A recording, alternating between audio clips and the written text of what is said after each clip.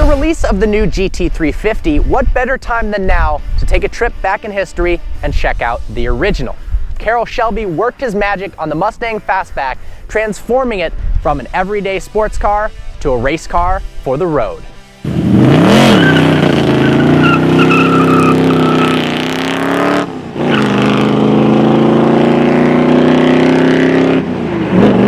The high-performance 289 cubic inch V8 from the Mustang is slightly tweaked with new headers, a new intake, and a few other modifications to output 306 horsepower in the Shelby GT350. Exhaust is expelled out the sides through glass pack mufflers that idle and rev louder than pretty much any modern car today, including the new GT350.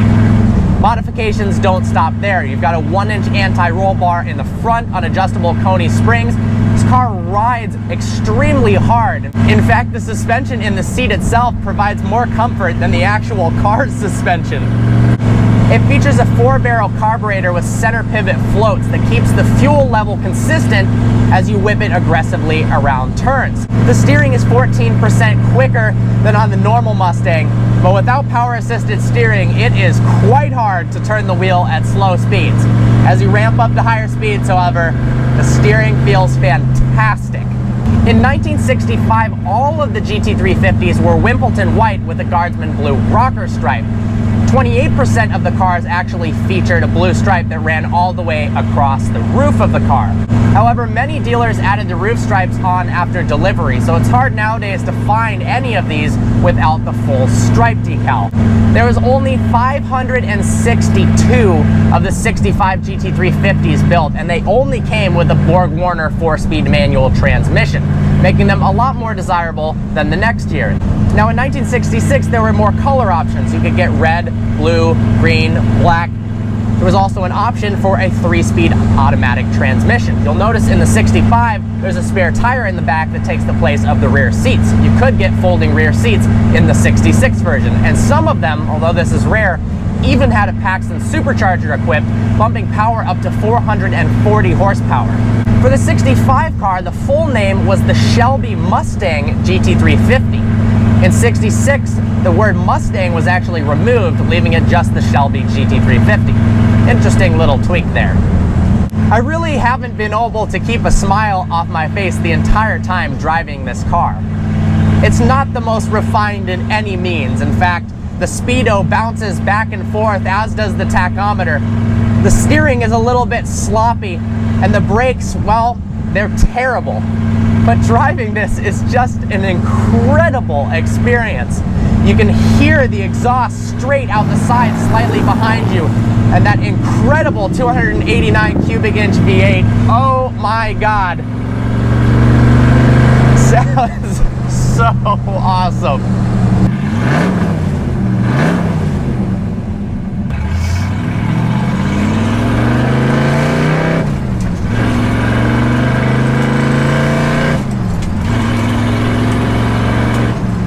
The seatbelts are really interesting. Instead of your traditional clip-in seatbelt, these are actually a latch system where you put one in and you latch it over, giving you a little bit more support for racing. It's also a lot thicker as well. Coming to a stop here, and man, the brakes do not like to slow the car down.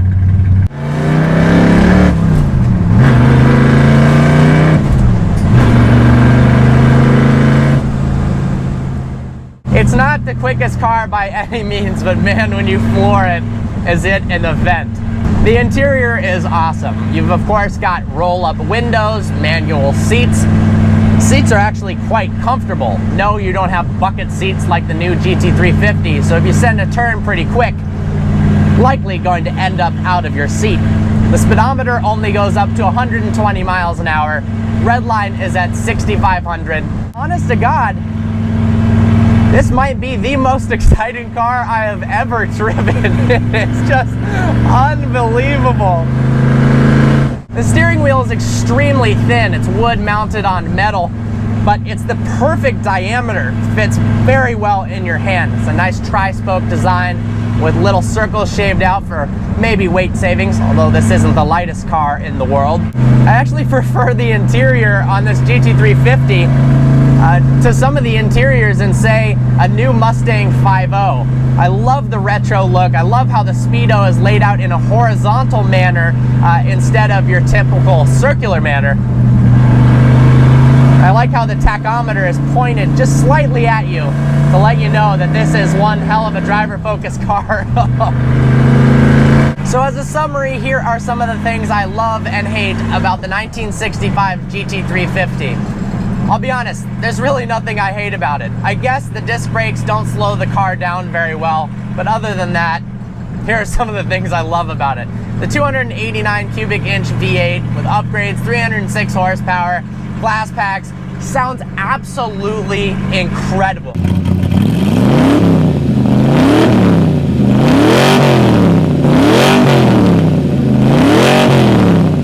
It intrudes into the cabin, even in fourth gear at lower RPMs. Oh my God, it's fantastic. It's an incredible all-out experience overall driving this car. The steering is tight, the suspension is stiff, the seat bounces a little bit. It's so loud in the cabin. People are giving you thumbs up as you drive by. I hope you enjoyed this review. I had such an absolute blast driving this car.